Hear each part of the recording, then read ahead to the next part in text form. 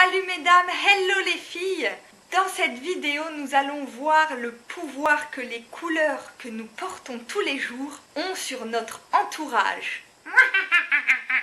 Et oui, de nombreuses études scientifiques ont prouvé que les couleurs influençaient inconsciemment nos attitudes. Il y a une notion de mystère qui se dégage du noir que vous pouvez utiliser pour séduire, par exemple. Suivant notre posture, elle peut suggérer la puissance, l'autorité, épaule droite et le menton levé, bien sûr. Alors, le rouge, c'est une couleur qui véhicule l'idée de la passion. Elle sous-entend que vous êtes énergique, passionné. Alors attention, elle peut être intimidante. Si vous visez un homme plutôt timide et doux, peut-être qu'au premier rendez-vous, c'est pas forcément pertinent d'arriver en bam, en rouge, toute resplendissante, parce que ça peut être une couleur très écrasante. Mais attention, lorsque l'on porte du rouge, il faut assurer derrière. N'arrivez pas en rouge à une soirée pour finalement faire la timide sur votre chaise.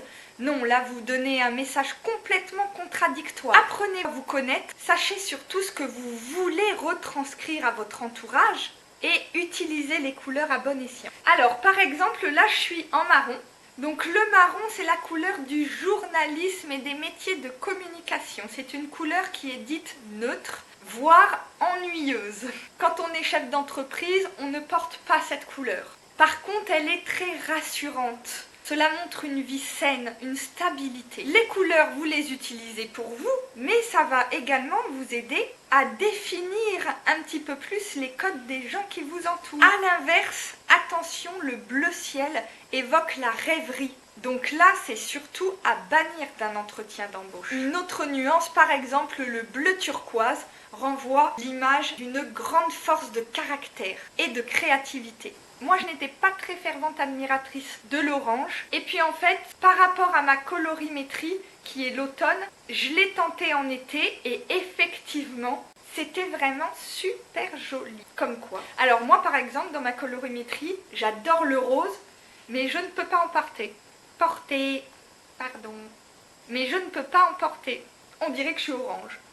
Ça fait sortir le grain orangé de ma peau. Alors que le orange va m'adoucir. Le gris, bon c'est pas très pétillant, hein, très lumineux comme couleur, donc c'est bien d'en mettre dans le professionnel pour montrer qu'on est sérieux, mais dans la vie on peut se lâcher un petit peu. Le violet, la couleur de la spiritualité, beaucoup de caractère à cette couleur.